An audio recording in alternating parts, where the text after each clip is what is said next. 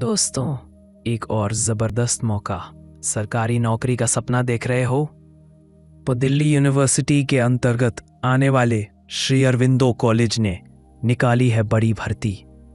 Non teaching posts पर permanent नौकरी, बढ़िया सैलरी और दिल्ली जैसे शहर में काम करने का सुनहरा मौका।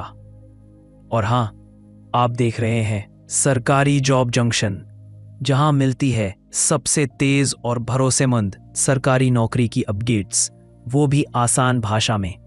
तो वीडियो को अंत तक जरूर देखना, क्योंकि हर पोस्ट की योग्यता, चयन प्रक्रिया और आवेदन का तरीका हम आपको एकदम सरल भाषा में समझाएंगे। चलिए शुरू करते हैं। श्री अरविंदो कॉलेज, जो दिल्ली यूनिवर्सिटी के अंतर्गत आता है, ने नॉन टीचिंग स्थायी पदों के लिए भर्ती निकाली है। यह सरकारी नौकरी पाने का एक सुनहरा मौका है, जिसमें प्रशासनिक, सहायक और तकनीकी पद शामिल हैं। आवेदन की आखिरी तारीख 25 जून 2025 है, इसलिए देरी ना करें। इच्छुक उम्मीदवार ऑनलाइन फॉर्म भर सकते हैं ऑफिशियल वेबसाइट पर जाकर।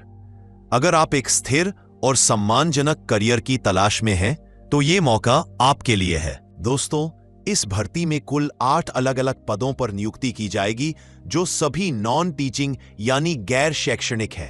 सबसे पहले है एडमिनिस्ट्रेटिव ऑफिसर का पद, जिसमें केवल एक सीट है और अधिकतम आयु सीमा 40 वर्ष रखी गई है। इसके बाद आता है सेक्शन ऑफिसर का पद, जहां 2 सीटें हैं और आयु सीमा 35 वर्ष तक है। सीनियर पर्सनल असिस्टेंट के लिए भी एक पद निकाला गया है, जिसकी अधिकतम उम्र 35 साल है। इसी तरह सीनियर असिस्टेंट के लिए एक पद है, जिसमें आयु सीमा 35 वर्ष है। असिस्टेंट के लिए भी एक पद है और यहां अधिकतम उम्र 32 साल रखी गई है। जूनियर असिस्टेंट की भी सिर्फ एक सीट है, जिसमें अधिकतम आयु 32 वर्ष होनी चाहिए। लाइब्रेरी अटेंडेंट के लिए कुल 3 पद हैं और उम्र सीमा 32 वर्ष तक रखी गई है। वहीं संगीत प्रेमियों के लिए एक खास पद भी है, तबला अकम्पनिस्ट, जिसमें एक पद है और अधिकतम उम्र 45 साल तय की गई है।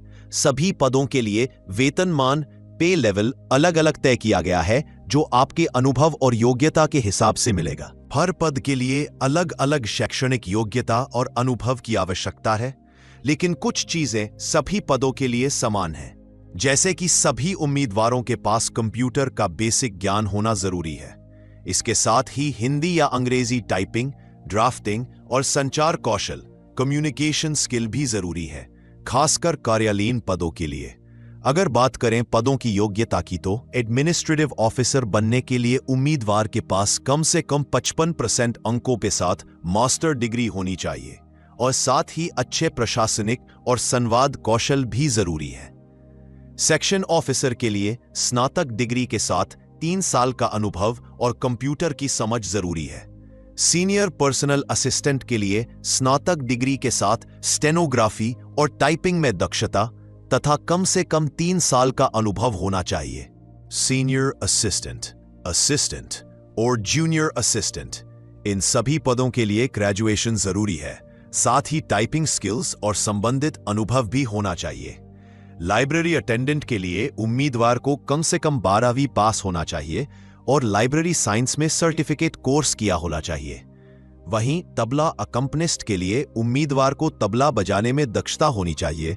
साथ ही संगीत में डिग्री या डिप्लोमा या फिर 6 साल का तबला प्रशिक्षण लिया होना जरूरी है। इस भर्ती की चयन प्रक्रिया मुख्य रूप से 2 चरणों में पूरी होगी, प्रारंभिक परीक्षा और फिर मुख्य परीक्षा या स्किल टेस्ट इंटरव्यू।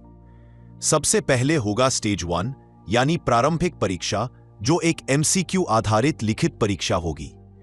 इसका उद्देश्य सिर्फ उम्मीदवारों को शॉर्टलिस्ट करना है, इसलिए इस चरण में मिले अंक अंतिम चयन में नहीं जोड़े जाएंगे। उदाहरण के तौर पर एडमिनिस्ट्रेटिव ऑफिसर पद के लिए परीक्षा में जनरल स्टडीज, रीजनिंग, गणितीय क्षमता और उच्च शिक्षण संस्थानों के प्रशासन से जुड़े कुल 100 बहुविकल्पीय प्रश्न पूछे जाएंगे, जो कि 400 अंकों के होंगे। वहीं लाइब्रेरी अटेंडेंट पद के लिए परीक्षा में लाइब्रेरी एप्टीट्यूड, सामान्य जागरूकता, तर्क शक्ति, गणितीय योग्यता और हिंदी या अंग्रेजी भाषा का ज्ञान जांचा जाएगा। इसमें कुल 150 प्रश्न होंगे और पेपर 300 अंकों का होगा। इसके बाद आता है स्टेज 2, जिसमें मुख्य परीक्षा, इंटरव्यू या स्किल टेस्ट लिया जाएगा। जैसे कि एडमिनिस्ट्रेटिव ऑफिसर पद के लिए एक विस्तृत वर्णनात्मक मुख्य परीक्षा होगी, जिसके बाद इंटरव्यू या पर्सनैलिटी टेस्ट आयोजित किया जाएगा। वहीं तबला अकम्पनिस्ट पद के लिए उम्मीदवारों की प्रैक्टिकल स्किल टेस्ट के जरिए परख की जाएगी, जिसमें तबला वादन में उनकी वास्तविक दक्षता देखी जाएगी। ध्यान देने योग्य बात यह है कि लिखित परीक्षा में नेगेटिव मार्किंग भी लागू है, यानी हर गलत उत्तर पर 1/4 अंक काटे जाएंगे। साथ ही चयन के लिए न्यूनतम अंक भी तय किए गए हैं। अनारक्षित वर्ग के लिए 45%, ओबीसी के लिए 40% और एससी, एसटी, पीडब्ल्यूबीडी उम्मीदवारों के लिए 35% अंक प्राप्त करना अनिवार्य होगा। इस भर्ती के लिए आवेदन करते समय उम्मीदवारों को नियत शुल्क का भुगतान करना होगा, जो उनकी श्रेणी के अनुसार अलग अलग तय किया गया है। सामान्य वर्ग के लिए आवेदन शुल्क 1000 रुपए रखा गया है।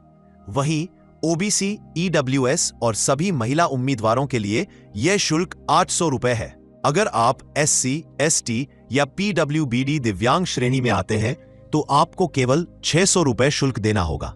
एक महत्वपूर्ण बात यह है कि यह शुल्क नॉन रिफंडेबल है, यानी एक बार फीस भरने के बाद उसे किसी भी स्थिति में वापस नहीं किया जाएगा। इसलिए फॉर्म भरने से पहले अपनी योग्यता और एलिजिबिलिटी को अच्छी तरह से जांच ले, ताकि बाद में कोई परेशानी ना हो। इस भर्ती प्रक्रिया में आरक्षित श्रेणी एससी, एसटी, ओबीसी, पीडब्ल्यूएस के उम्मीदवारों को आयु सीमा और न्यूनतम अंकों में निर्धारित छूट दी जाएगी, लेकिन इसके लिए आपके पास मान्य और वैध प्रमाण पत्र जैसे जाति प्रमाण पत्र, आर्थिक रूप से कमजोर वर्ग का प्रमाण पत्र या दिव्यांगता प्रमाण पत्र होना अनिवार्य है। ये प्रमाण पत्र सरकारी मानकों के अनुसार जारी होने चाहिए और आवेदन के समय अपलोड करना जरूरी होगा। अगर आप पहले से किसी सरकारी विभाग में कार्यरत हैं तो आपको अपने विभाग से जारी किया गया एक नो ऑब्जेक्शन सर्टिफिकेट NOC देना होगा, ताकि यह सुनिश्चित किया जा सके कि आप इस भर्ती में भाग लेने के लिए अधिकृत हैं। ध्यान रखें, अगर आपके दस्तावेज अधूरे हैं या फीस सही ढंग से जमा नहीं की गई है तो आपका आवेदन स्वतः ही रद्द कर दिया जाएगा। साथ ही आवेदन प्रक्रिया पूरी तरह से ऑनलाइन है और इसके लिए आपको सिर्फ और सिर्फ आधिकारिक वेबसाइट पर जाकर फॉर्म भरना होगा। ऑफलाइन या किसी अन्य माध्यम से भेजे गए आवेदन स्वीकार नहीं किए जाएंगे। दोस्तों, ऐसे मौके बार बार नहीं आते। दिल्ली यूनिवर्सिटी जैसे प्रतिष्ठित संस्थान में स्थायी सरकारी नौकरी, वो भी सीधे कॉलेज के अंदर, यह वाकई एक बड़ा अवसर है। अगर आप ग्रेजुएट हैं, आपके पास टाइपिंग या प्रशासनिक अनुभव है, या फिर आप संगीत क्षेत्र से जुड़े हुए हैं, तो यह भर्ती आपके लिए ही है। तो वीडियो को लाइक जरूर करें, अपने दोस्तों के साथ शेयर करें और कमेंट में बताएं कि आप किस पोस्ट के लिए आवेदन करने वाले हैं।